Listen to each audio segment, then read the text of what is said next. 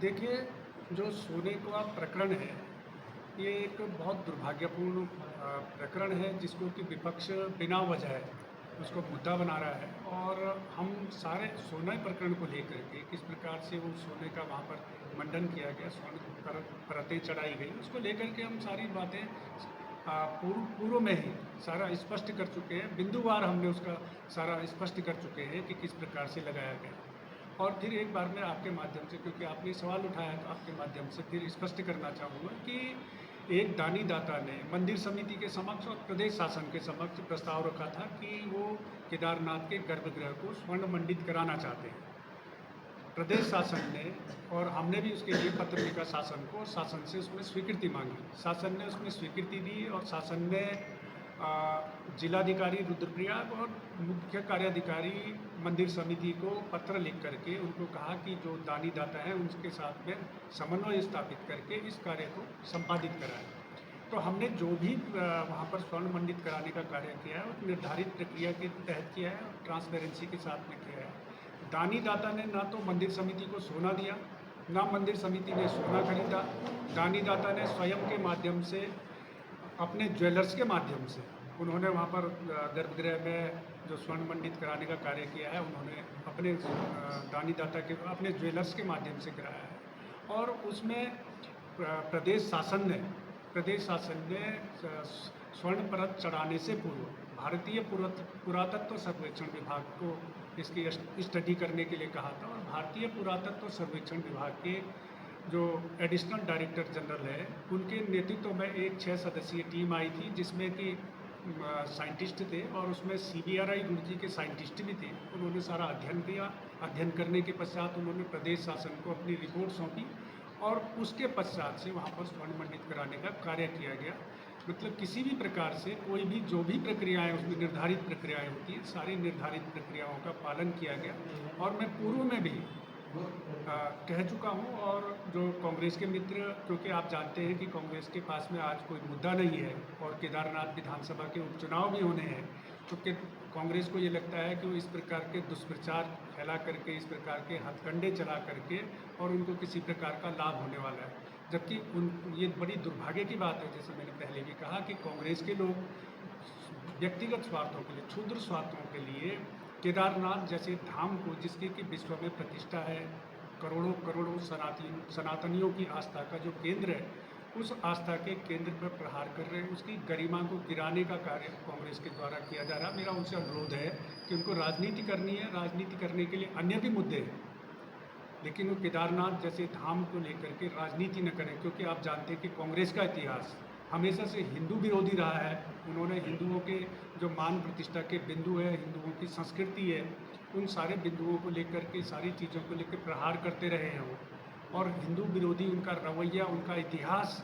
भरा पड़ा है हिंदू विरोधी कारनामों से। तो इसलिए उनको केदारनाथ धाम की प्रतिष्ठा को लेकर के किसी प्रकार की कोई चिंता नहीं है। वो अपने राजनीतिक स्वार्थों के लिए, क्षुद्र राजनीतिक स्वार्थों के लिए इस प्रकार का घृणित कार्य कर रहे हैं। और मैं उनको चुनौती देता हूँ। कितने किलो था वो और कितने रुपए की लागत से वो लगा हुआ था? आपके बयान भी अलग भिन्न भिन्न थे उसमें, कभी 228 किलो आप ही के द्वारा इस तरह अखबारों में छपा हुआ है। नहीं, क्वांटिटी को लेकर जो हो रहा था ना, उसी में कंफ्यूजन हो रहा है। मैं बता क्वांटिटी को थोड़ा क्लियर हो जाए क्वांटिटी को लेकर, क्योंकि मैं बता रहा हूँ, सब बता रहा हूँ। क्यों आप इसका खंडन नहीं कर पाए उस दौरान? भले आज कांग्रेस सवाल को उठा रही हो, बात अलग है कि सवाल कांग्रेस उठा रही कि 228 होने की। आप मैं समझ गया आपके सवाल, मैं जवाब दे रहा हूँ उसका, मैं जवाब दे रहा हूँ, आपके सवाल समझिए। देखिए, मंदिर समिति के स्तर से और ना मेरे स्तर से किसी भी माध्यम में, न लिखित रूप में न मौखिक रूप में, कहीं पर भी ये नहीं कहा गया कि 228 किलो या 230 किलो सोना वहाँ पर लगा है। मैं फिर आपको स्पष्ट कर रहा हूँ कि किसी भी माध्यम से हमने, हमारे मंदिर समिति के स्तर से अधिकृत रूप से कहीं पर भी ये बयान नहीं दिया गया है कि 228 या 30, कभी वो 228 कहते हैं, कभी उनको खुद याद नहीं रहता वो कितना है, कभी 228 कहते हैं, कभी 280 कहते हैं, कभी 230 कहते हैं। वो खुद भ्रमित हैं, उनको ही याद नहीं रहता है कि वो कितना बोल दे रहे हैं। तो हमारे स्तर से कहीं पर भी इस प्रकार का कोई बयान अधिकृत रूप से नहीं दिया गया। और जो मीडिया के एक वर्ग में जब ये सोना लग रहा था उस समय एक आध कुछ समाचार पत्रों ने, एक मीडिया हाउस ने खास करके, उन्होंने ये समाचार प्रमुखता से प्रकाशित करा, एक अंग्रेजी समाचार पत्र ने, और हमने भी उस पर ध्यान नहीं दिया उस समय भी। उन्होंने, क्योंकि उन्होंने ये अनुमान लगाया, क्योंकि आप जानते हैं कि जब गर्भगृह में वहाँ पर सोने की परतें चढ़ाई गई, उससे पूर्व वहाँ पर चांदी की परतें लगी हुई थी, और चांदी की जो परतें थी उनका वजन 230 किलोग्राम था। तो जब उस मीडिया हाउस ने ये अनुमान लगाया कि 230 किलो चांदी की परत थी, तो सोने की परत भी 230 किलो ही होगी, ऐसा उन्होंने अनुमान लगाया और उसको समाचार बना दिया। तो हम लोगों ने देखा भी नहीं उस समय कि वो किस प्रकार, क्योंकि जब तक सोना लगा नहीं, जो स्वर्ण परतें हैं वो कपाट बंद होने से कुछ समय पूर्व लगी है, 2, 4, 5, 7 दिन पहले लगी थी वो, और उसके बाद कपाट बंद हो चुके थे। और हमको जो ज्वेलर्स ने, जो डोनर था, डोनर ने जो टैक्स इन्वॉइस ज्वेलर्स ने अपने मालिक को, मतलब जो डोनर को दिया, वो हमको जब स्वर्ण पर चढ़ गई थी, उसके बाद कपाट बंद हुए, कपाट बंद होने के बाद उसने हमको वो टैक्स इन्वॉइस दी। उसमें उन्होंने उल्लेख किया हुआ है कि 23 किलो कुछ ग्राम उसमें सोने की मात्रा थी और 1000 किलो उसमें तांबे की मात्रा है। और मैं आपके माध्यम से ये भी स्पष्ट करना चाहूँगा कि आप देश भर के जितने भी मंदिर हैं, जिनमें भी स्वर्ण मंडित कार्य हुआ है, उसकी तकनीक यही है जो केदारनाथ में लगी है। कभी भी सोने की, केवल सोने की परत कहीं भी नहीं चढ़ती है। सोना, क्योंकि एक तो इतना महंगा भी होता है और इतनी मात्रा उसकी उपलब्धता भी नहीं होती है, इतना कोई लगा भी नहीं सकता। इसलिए जहाँ भी लगा देश के, चाहे कोई भी मंदिर हो, चाहे वो स्वर्ण मंदिर भी जिसको हम बोलते हैं गोल्डन टेम्पल, वहाँ पर हो, चाहे तिरुपति बालाजी हो, काशी विश्वनाथ हो, सोमनाथ हो, सिद्धि विनायक हो, कोई भी मंदिर है, जितने भी मंदिर हैं, सोने की जो परत होती है वो चढ़ाने की एक ही तकनीक है। वो तकनीक है कि पहले कॉपर की प्लेट तैयार की जाती है, कॉपर की प्लेटों पर सोने का वर्क चढ़ाया जाता है, लेयर चढ़ाई जाती है, 5, 7, 8, 10, 12 लेयर चढ़ाई जाती है। तो ये तकनीक ही पूरे देश में है। अगर कांग्रेस के पास इसके अलावा कोई और तकनीक है तो वो हमको बताए कि कौन सी तकनीक से वो उन्होंने कहीं काम कराया है, तो वो उस तकनीक को हमको बताए। तो यही तकनीक है, इसी तकनीक के आधार पर सारी जगह स्वर्ण मंडित कराने का कार्य किया जाता है। और दूसरी चीज़, उन्होंने कई बार जो डोनर है उनकी मंशा पर भी सवाल उठाया, कुछ नेता उनके। लेकिन मैं आपको आपके माध्यम से ये बताना चाहूँगा कि जो दानी दाता है, वो दानी दाता, उनकी जो पवित्र पावन भावना है, उन्होंने देश के तमाम मंदिरों में स्वर्ण मंडित कराने का कार्य किया है। काशी विश्वनाथ से लेकर, सोमनाथ से लेकर के, मुंबई के सिद्धि विनायक से लेकर के, और अभी अयोध्या में आपने देखा होगा जब राम मंदिर का वहाँ पर कार्य चल रहा था, तो उस समय कुछ सोशल मीडिया पर स्वर्ण मंडित जो दरवाजे हैं वो वायरल हो रहे थे। तो वहाँ पर भी उन्होंने 13-14 स्वर्ण मंडित दरवाजे लगाए हैं। जो भगवान रामलला का जो प्लेटफॉर्म है, जिस पर रामलला की मूर्ति स्थापित है, वो प्लेटफॉर्म भी स्वर्ण मंडित किया, उन्हीं दानी दाता ने कराया। तो और उन दानी दाता ने हमसे न तो किसी प्रकार से इनकम टैक्स में छूट के लिए ATG का जो रिबेट कई लोग चाहते हैं, उसके लिए न तो उन्होंने हमसे किसी प्रकार का कोई सर्टिफिकेट लिया, न मांग करी। और दूसरी बात यह है कि न उन्होंने कहीं पर अपने नाम का उल्लेख किया कि मेरा नाम यहाँ पर होना चाहिए, मेरे को प्रसिद्धि के लिए, पब्लिसिटी के लिए कई बार लोग इस तरह।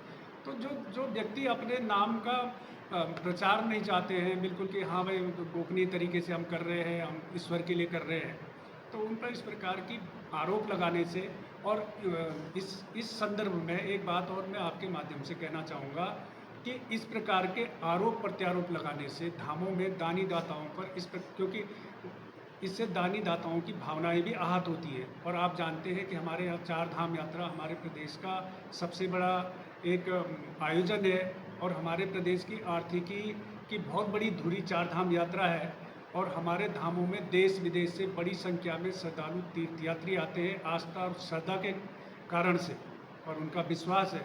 और उनकी जो श्रद्धा और आस्था है, इस प्रकार के आरोप प्रत्यारोपों से उनकी श्रद्धा पर भी आघात पहुंचता है, और उनके मन के अंदर भी एक हीन भावना आएगी कि भाई इस प्रकार की वहाँ पर घटनाएं होती है, उत्तराखंड के धामों में चोरी होती है। इस प्रकार के आरोप लगाने से कहीं ना कहीं भी दानी दाता जो हमारे जो धार्मिक स्थल हैं, जो हमारे धाम हैं, उनमें जो दान चढ़ावा देते हैं, जो एक भावना के साथ में अपनी पावन और पवित्र भावना के साथ में जो वहाँ पर दान चढ़ावा देते हैं, तो उनको उनके अंदर भी एक भावना ये उत्पन्न होगी कि भाई हम क्यों वो करेंगे, हम जो यहाँ पर दान चढ़ावा दे रहे हैं वो चोरी में जा रहा है। तो इस प्रकार से कहीं ना कहीं ये राज्य के लिए भी, राज्य के हितों को भी प्रभावित करता है। तो इसलिए मेरा कांग्रेस के मित्रों से अनुरोध है कि इस प्रकार के कम से कम धार्मिक स्थलों पर इस प्रकार की राजनीति न की जाए। राजनीति के लिए तमाम मुद्दे हैं जिन मुद्दों को लेकर के वो राजनीति कर सकते हैं, लेकिन धार्मिक मुद्दों पर बिल्कुल भी राजनीति नहीं की जानी चाहिए।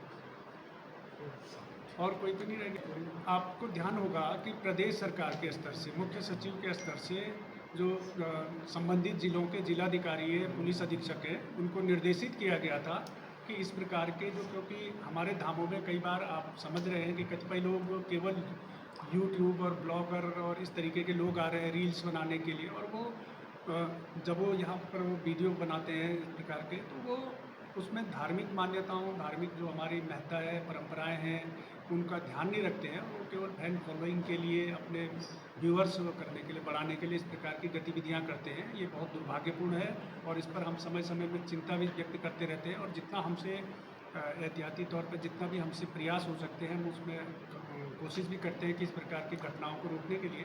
लेकिन प्रदेश सरकार के स्तर से भी सभी संबंधित जिलों के जिलाधिकारियों और पुलिस अधीक्षकों को निर्देशित भी किया गया है कि इस प्रकार की कोई गतिविधि होती है, कोई इस प्रकार के कोई कार्रवाई करता है तो उसके खिलाफ में कानूनी कार्रवाई की जाए। और इस बीच कुछ लोगों पर कानूनी कार्रवाइयाँ भी हुई हैं, वो आपके संज्ञान में हुई हैं।